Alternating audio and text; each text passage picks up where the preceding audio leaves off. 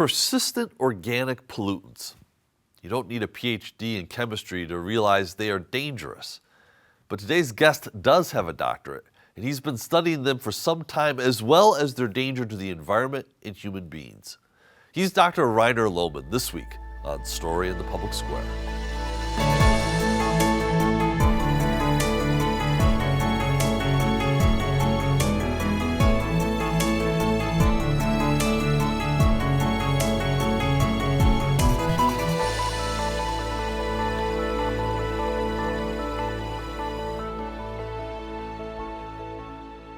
Hello and welcome to Story in the Public Square, where storytelling meets public affairs. I'm Jim Ludis from the Pell Center at Salve Regina University. And I'm G. Wayne Miller, also with Salve's Pell Center. And our guest this week is an acclaimed oceanographer and researcher. Rainer Lohmann is with the University of Rhode Island, and he joins us now from his home in Rhode Island. Rainer, thank you so much for being with us. My pleasure. So there's a lot that we want to discuss with you, but I think maybe we start with one of the terms that as a historian I struggled with, persistent organic pollutants and their role in our environment. Could you tell us first what are persistent organic pollutants and why are they an issue of concern? Certainly. So persistent organic pollutants basically is a group of chemicals that were produced by society, by industry, and initially they were seen as very beneficial. A good example might be DDT, which was a very powerful pesticide, but also things like polychlorinated biphenyls or PCBs. So they were all typically produced and introduced in the 60s, reached really high production volumes, and then scientists realized that the compounds actually didn't break down. They persisted in the environment, hence persistent organic pollutants, and they actually typically enriched in the food web, were present in humans, in other predators at high levels, and caused basically toxic effects. And so then they were banned, but the problem is just banning them doesn't get rid of them, so they remain in the environment.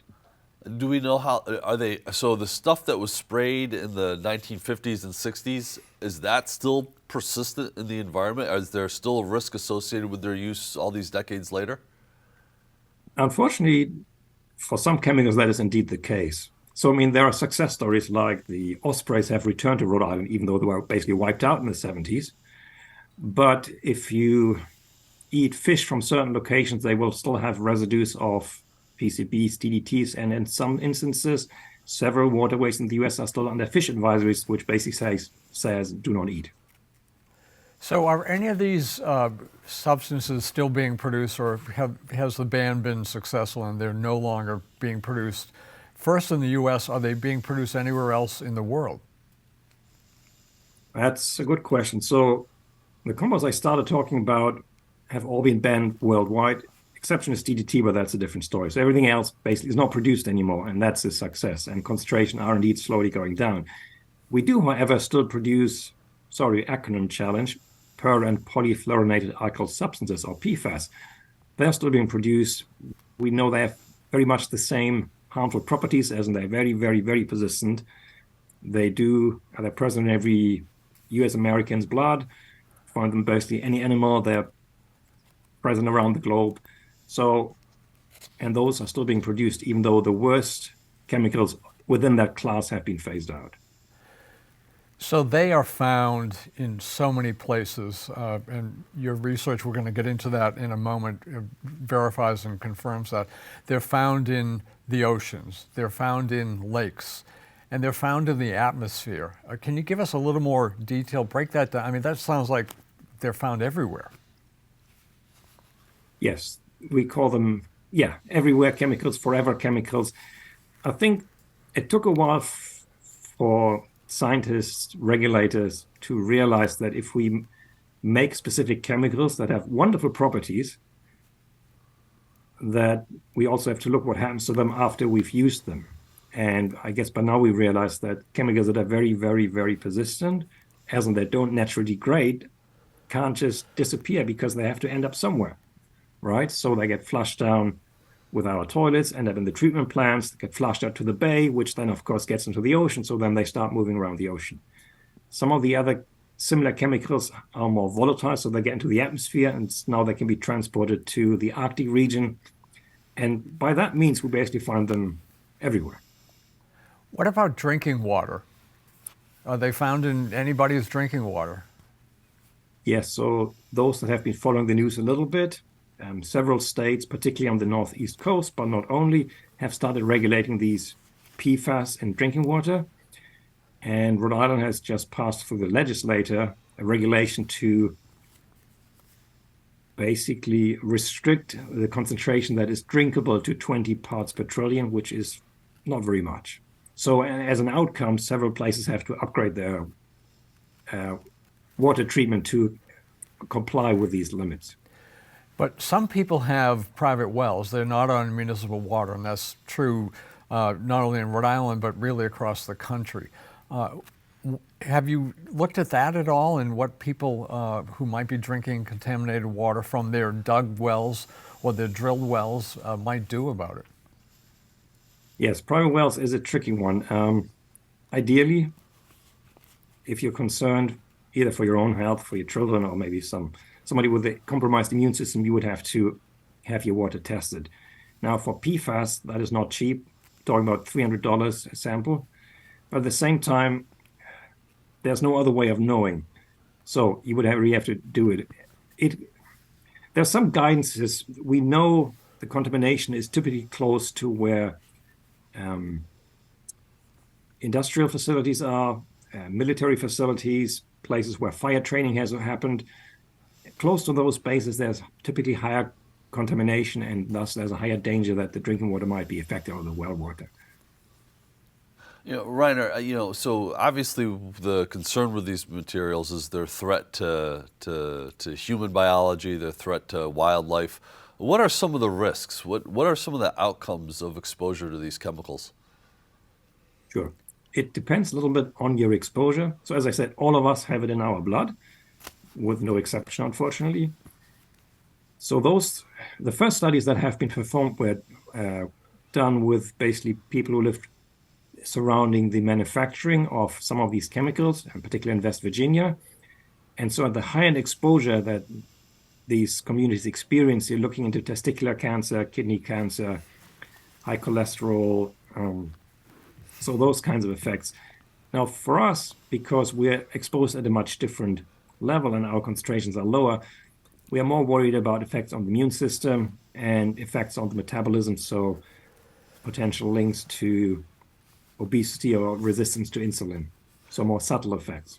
Do we understand the mechanism, the what these chemicals do to the human immune system or the human body to actually produce the cancers and the diseases and the outcomes that you're describing?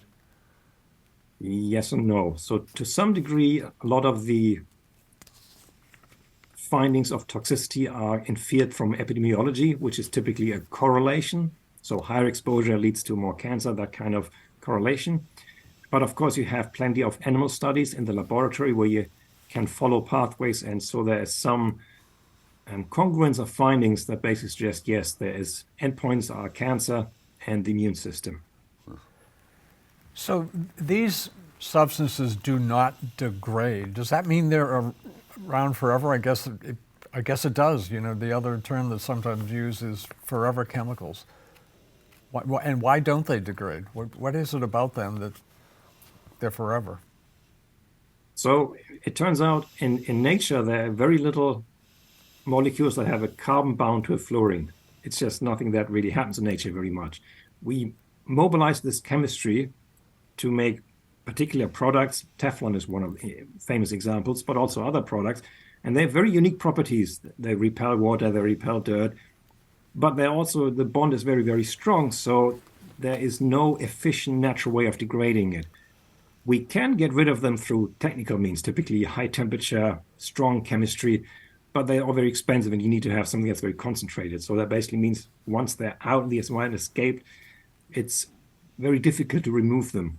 Hence the cost of drinking water treatment, because you have to put in huge carbon filters to remove those trace chemicals. Yeah, Reiner, I think about, I think we've had a guest on actually to talk about the role of DDT, for example, and how it came to play such a prominent role across the planet. But there's a part of me as a consumer who wants to think, well, if they're selling it, it's safe, right? Are the measures in place now to prevent the introduction of new chemicals into the consumer marketplace that maybe we're going to regret at the end of the day? I wish. So your point is well taken. So far, most of the regulatory response to chemicals has been very retroactive, as in we realize there's a problem and then we try to fix it. And within my field, it's called the regrettable substitution problem, as in we realize, all right, these chemicals are bad, so we finally ban them. But then a slight variety of the same chemical is used instead. And we realize 10 years later, oh, they also have a problem. So it's been frustrating for those in the field. For these per and polyfluorinated substances, at least in Europe, there's an approach underway to ban the whole class. It's unclear whether that will succeed. And the state of Maine has put something similar on the books. So they're basically trying to say, we don't want any of these chemistry in the state unless it is really necessary for some very important function. So if these can't really be removed from the environment, that sounds a bit hopeless. Talk about that. I mean, you mentioned there are some ways that are very expensive, and that would vary, you know, whether a state or region or a country had the means to do that. But is there any hope here in that regard? And then we're going to get into maybe some of the things health-wise you could do to protect yourself. Yes, so the question of hope is, I guess we see a lot of action, often at state levels, but also by the EPA, taking some steps, maybe timid, but steps in the right direction to reduce exposure, reduce the use of chemicals where they're not necessary. And that's certainly steps in the right direction. To some degree, we can rely on the fact that the Earth is pretty big, so there's some amount of dilution happening. And certainly in the oceans, they become very dilute. And over time, geologically speaking, they will eventually reach the sediment and become part of the sedimentary record. So on really big timescales, they will slowly get out of the system we as human interface with. But on short timescales, there's not really much we can do. You know, so something that I was not super familiar with in your research is something called black carbon. Can you explain to us what that is? Yes, that's if you ever have dropped somebody off at a school bus and the bus leaves and leaves this big cloud of black smoke behind. These are all tiny particles, black particles typically, and they're carbon-based. They're basically a sign that the engine isn't working well because it is a combustion byproduct. It's not a perfect combustion. Black carbon, unfortunately, has numerous bad effects, health effects. It's a bit like secondhand smoke. It also contributes to global warming, so it's not the best thing to have. That's one of the benefits if we manage to switch over to an electric cars, electric trucks, electric buses. You get rid of this particular atmospheric pollution problem. You know, so there are people. I hear critics who say, "Yes, but if it's your point about sort of the unfortunate substitution. If we switch to electric vehicles, there's a whole host of environmental issues and other concerns with the chemicals and processes used to manufacture batteries, for example. How do we navigate those sets of trade-offs when we're grappling with issues that I think probably most of the public can sometimes feel overwhelmed by?" No, it's a good point. I mean, the answer from me, of course, is easy because I would say, you know, look in the science. And I think at this point, the science overwhelmingly suggests that the switch to the electric cars will eventually be good ecologically, reducing greenhouse gas emission, but also reducing that pollution at ground level, particularly in communities where there's a lot of traffic. Yeah. So in the long game, it'll probably do some good. But yeah, the transition is not easy. And of course, it's costly. So it depends on the right political incentives, I guess. So one of the questions that we ask guests who are discussing big and important issues like this is, what can individuals themselves do to try to affect change? And again, we're going to get into what you might do as an individual regarding your own health, but in terms of changing the larger picture, in terms of production, in terms of these chemicals persisting, in terms of where they are now, what would you recommend to just, an ordinary individual, just a resident of one state or any of the states? Yeah, it's a good question, and it's particularly difficult in my field because the chemicals that I work with and study are basically invisible. You can't really see them, touch them, feel them. So it makes it very difficult to discuss about something that is really for us not visible, not touchable, not identifiable. Even if I go to the store now, I cannot tell whether a given product has these fluorinated chemicals or does not, because there's nowhere that claims one way or the other. So it is challenging, but a lot of the progress in the US, particularly in dealing with these fluorinated chemicals, has come from community groups. Often, of course, community groups in areas where they had high exposure to these contaminants through their drinking water, often close to military bases, industrial production facilities.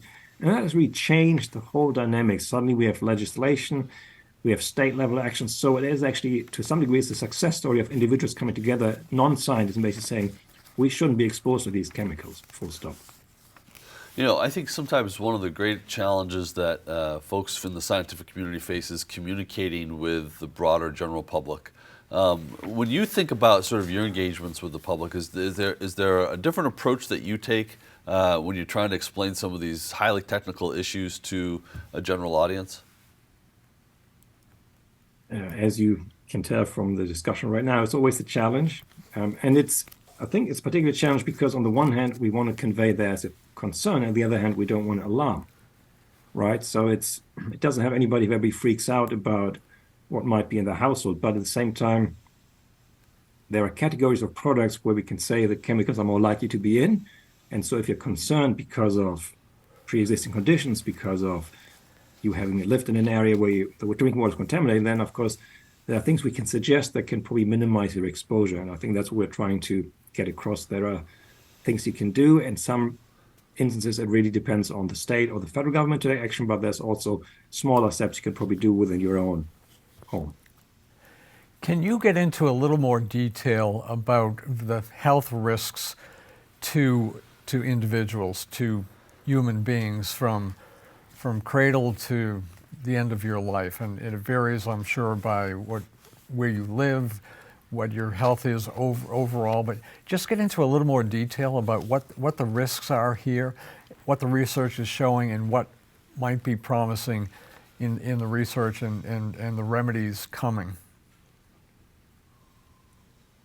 I'll try. So the thing where I have to correct you is, unfortunately, the exposure begins in utero, so in the womb. Oh. Because everything that the mother has, to some degree, gets shared with the fetus or the baby that's developing. So we know every baby that is born comes already with a chemical footprint, if you want to use that word.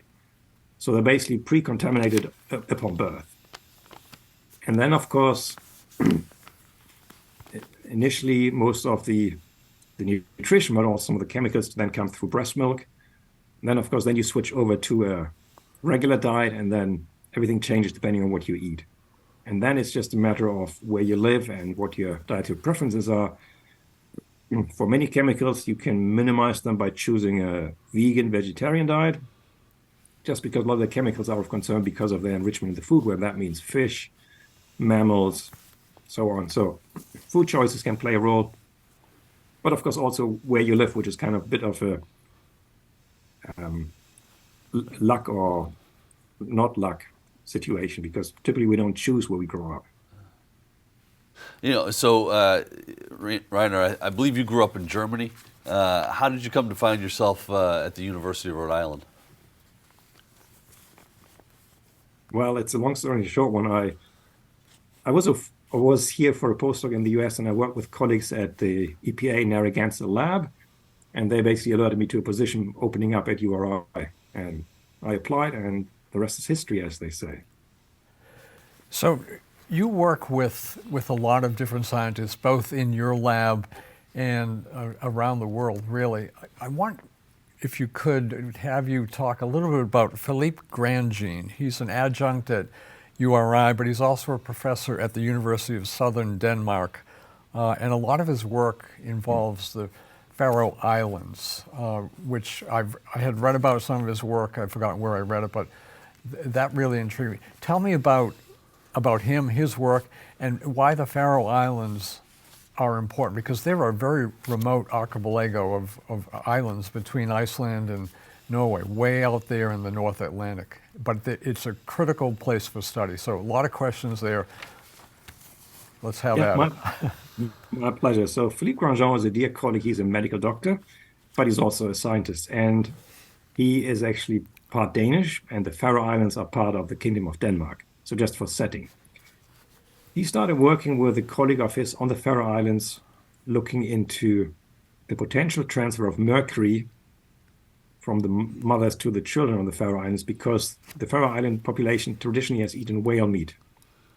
And we know mercury is high in whales and other marine mammals. Excuse me.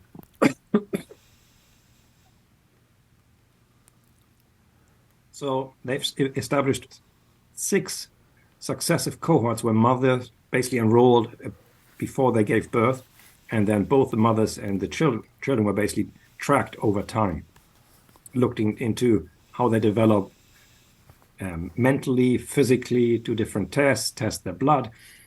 And so these cohorts have become very, very influential, because some of the current regulations on mercury are basically based on the Faroe Islands children's development, and the same for the PFAS. Some of the strict limits that we basically have adopted in Rhode Island are based on the findings that if a child has very high PFAS levels in their blood, their immune system seems compromised. So a related question, you work with a lot of other institutions and individuals. Why is that kind of collaboration on big picture research, I'll call it, why is that so important, as opposed to, you know, the Lone Ranger thing where you and your lab, you're just going to go it alone? There's a lot of cooperation here. Why is that important, not just in your work, but in any kind of significant, important scientific research? Probably partially driven by, that I was born in Europe, so of course I have a tendency to also want to be back every now and again. But basically, the chemicals I work with are a global problem. So the US is part of it. We produce them, we use them, but they're not restricted to the US. They're not even restricted to North America. And so some of the answers to these problems have to be global. And there are indeed international treaties in place that restrict certain legacy chemicals because of the global impact. And I guess ultimately we all realize, if we want to or not, that the Earth is a pretty small place, and we have to accept that whatever we do impacts basically a lot of people, not just within our country. So tell us a little bit more about your lab. You have a lot of people who work there. You have trainees, a lot of trainees. I've spent a lot of time actually on the site prior to doing the show. It's a lot of people involved. Just give an overview of what they do, and talk about the trainees part, because that seems also so important, passing on the knowledge, the wisdom, and the desire to research what you're doing. I don't know about the wisdom part, but I can type it. Well, that was my word, and we're going to stick with it. So I work at the Graduate School of Oceanography at URI, and by design it's a graduate school, so we take in students who want to get a master's or a PhD. And so my group has, I think, 7 graduate students, but also 2 senior staff who basically help with overseeing the analytical instrumentation, make sure that the sample that we collect are properly treated, analyzed, interpreted. So training a PhD student takes roughly 5 years. So it's a lot of people involved to make sure that they have the right technical skills, but equally importantly, that they also have skills in talking to lay audience, that they can present their science, that they find a place in the workforce. So all these things come together to have the trainees be successful. Yeah, Rainer, we've got just a couple of minutes left here, though. I'm curious, what drew you to this work in the first place? I guess when I was in my teens, there was a lot of scare about dioxins, and this probably was the same in the US. Suddenly they were found, they were realized to come from incineration, and as a consequence, waste incinerators either had to be upgraded or shut down. And I think in the US, they were mostly shut down. In Europe, a lot of them were upgraded. And so this notion that suddenly we have these unintended byproducts, unintended consequences just intrigued me, and I thought, I want to study this. And luckily, dioxins are not a problem anymore in most places. But as we discussed, there's plenty of other chemicals that can keep me busy. Yeah. Yeah. Is there a good next generation of researchers and scientists coming on to? And we talk about STEM education in the United States all the time. Is there a next generation of researchers ready to sustain this work?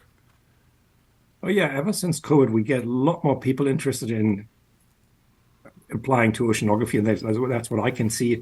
So there's a lot of interest. I think people always realize that we're in a critical state right now of the environment. Obviously, it's difficult to ignore that climate change impacts are impacting us more frequently, even in our small ocean state. So yes, I think there's a lot of interest, and they're certainly better trained than I was at their age.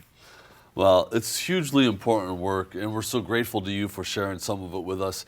He's Rainer Lohmann from the University of Rhode Island, and that is all the time we have this week. But if you want to know more about storing the public square, you can find us on social media or visit pellcenter.org, where you can always catch up on previous episodes. For G. Wayne Miller, I'm Jim Ludis, asking you to join us again next time for more Story in the Public Square.